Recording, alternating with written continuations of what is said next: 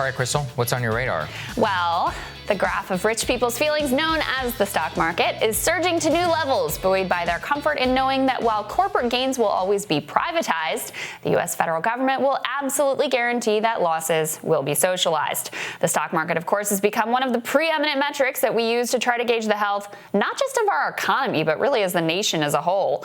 That, along with GDP growth and our access to cheap crap at Walmart to fake a middle-class life while racking up massive credit card debt, has become the new vision of the American dream, I guess. You may have no health care, a series of torturous, precarious jobs in which you're treated as less than human and be staring down a future for your children that looks even more grim, but at least Bank of America's quarterly earnings were up. Congratulations. Of course, the absurdity of using the stock market as any sort of metric for the lives of average Americans has never been more grotesque or absurd. Prior to the coronavirus depression, politicians and media figures were deeply puzzled by an epidemic of deaths of despair from overdoses, from diseases of addiction, and suicide coming as they did against a backdrop of seeming economic health in the nation. GDP growth was up, unemployment was down, the stock market was rising. All the metrics that had been carefully selected to tell us about the state of America painted a happy picture, and yet people weren't happy at all. In fact, increasing numbers were so miserable that they were checking out of life altogether. Now, the Declaration of Independence, of course, mentions three inalienable rights: life, liberty, and pursuit of happiness. How is America doing at fostering that pursuit for its citizens? Well, a new study has some really revealing insights. In effect, as our society has come apart, offering unimaginable luxuries to some and precarious toil to others, a happiness divide has also widened between classes. A study published last week called The Expanding Class Divide in Happiness in the United States from 1972 to 2016 shows that since that time in 1972, happiness for whites with no college has declined steadily, even as that for whites with college has increased. The happiness class divide has widened for all races, however, as black respondents with a college degree have experienced an increase in happiness that has not been matched by their non-college counterparts. The study also found that self-reported happiness consistently rose as income levels rose. Now, that is somewhat in contradiction to a prior study that showed that these income-related happiness gains topped down at an annual income of somewhere around $75,000. However, the study only tested income levels up to $108,000, so I wouldn't draw too much from that. The real takeaway here is that increasingly, inequality creates depression and misery. Makes sense, of course, as income has come to mean more than just income. It means the difference between being in the class that is served and the class that is doing the serving. The class which is highly compensated for work that is often either meaningless or actively destructive, and the class that is called essential but treated like they're worthless. The class which is treated as full human beings with wants, dreams, and needs, and the class that is treated with contempt, judgment, and derision, maybe an occasional pat on the head. The lead author of the paper told the Post that the link is stronger now than in previous decades. What you tell your kids when you have income inequality is, either make it or you don't, so you better make it. And with hardening class lines making it more and more difficult to escape your birth station, Americans aren't feeling too hopeful about their kids' futures either. A recent poll found that only 28% of Americans believe that the next generation would do better than the present. The rich are so terrified of their own kids falling out of the safe confines of the upper crust and suffering the miserable fate of the masses that they are willing to face jail time, like Lori Loughlin's designer husband, in order to get their kids into the right elite privileged schools. Now, if we care about such things, it's not hard to figure out what type of societies foster a widely shared sense of happiness.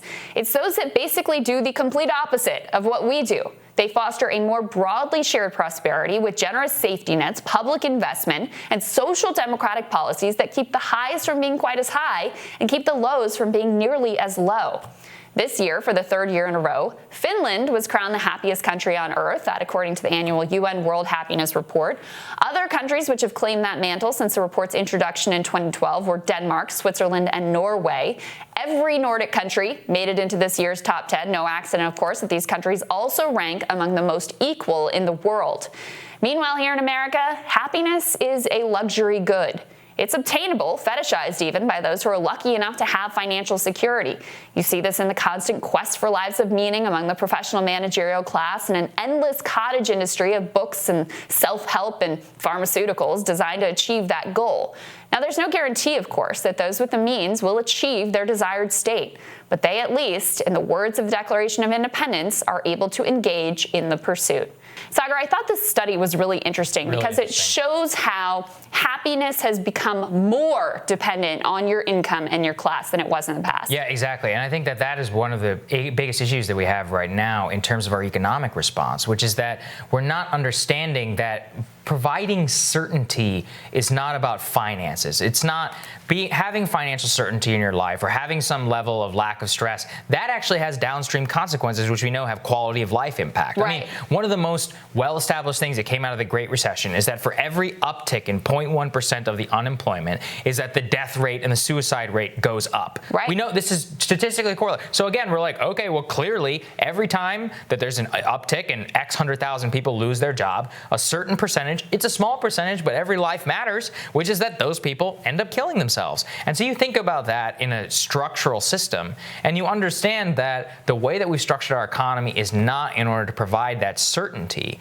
and especially to provide balance, because I think that is something that we need more than anything. So the complete imbalance that we have right now, and then the lack of recognition from the people at the top, is the most pernicious thing, I think, about right now and the current system and the way that we're thinking about bailing people out. And even the measurements that we choose, this is something that Andrew Yang was really good about talking about, like the metrics that we've chosen to use as a barometer of our national health, of even our, even if you define it narrowly, like our national economic health. First of all, during the pandemic, it has been exposed that they have come thoroughly unglued. I mean, there's just no relationship whatsoever between these metrics we've selected and how people are actually doing. But there also needs to be a thought about, like, what are our goals actually here? Like, what are we just in the business of, like, lowering prices and giving people access to more cheap crap so that and having a little bit higher GDP growth, which is all sucked up by the people at the top? Because that and what this study shows is that it has become more painful to be in the working class. It has become more painful to be lower income because there is such a divide, because you can see so manifestly the way that all the people around you in society that are projected on TV, like the lifestyle you're supposed to be able to obtain, has become completely unobtainable. And I think the fact that people have so little hope that their kids are going to be able to do better than them, if they even are in a position to, like, have a family and afford to have kids, the fact that they have so little hope about the future for them, I think, is also part of what is so deeply depressing to Americans today. Yeah, I mean, that the most important metric was the one you cited. If only 1/4 of the country thinks that their kids are going to be better off than them, you're screwed. I mean, what's the point of life? What is the point of going to work? So true. What is the point of doing anything? Is it to go to brunch, or is it to buy a new cell phone or buy a new television? No, everybody knows that that's hollow and useless. I really think that the person who wins the presidency, Tucker said this once, I really agree with it, is the person who deserves to win the presidency and deserves to be the leader of the country is the person who's going to make it easier for 30-year-olds to get married and have kids. Because right now, if you're in that 30-year-old demographic, you got all this student debt, never going to buy a house, never going to be able to get married. We covered here 2018 had the lowest marriage rate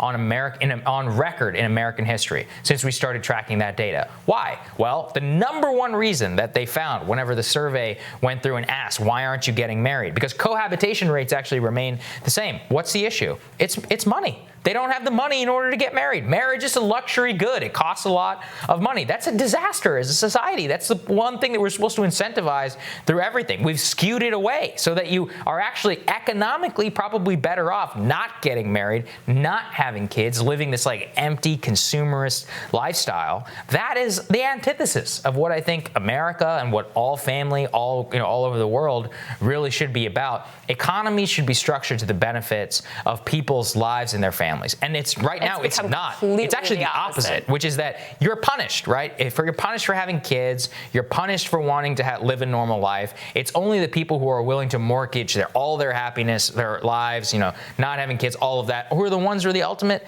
succeeders in our economy. There was I can't remember if it was an op-ed or an editorial in the New York Times recently, which was actually really stunningly good. And by the way, it was funny to read this thing, and like they talk a lot about Bernie Sanders type policies. They don't don't mention his name. It's also the same newspaper that endorsed Amy Klobuchar. So you look at these things, you're like, what are you doing?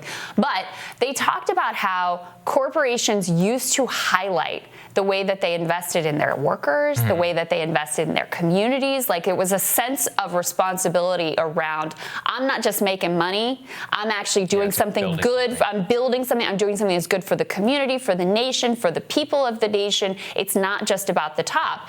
And there's been this radical shift in thinking where, the idea is that just upping shareholder value is the only thing, right? Which is a really quite radical and relatively new notion, but it's what we have been completely accustomed and enculturated to at this point, so that there is they're actually rewarded for laying people off, for cutting their salaries. Like, those are the metrics that you actually look at.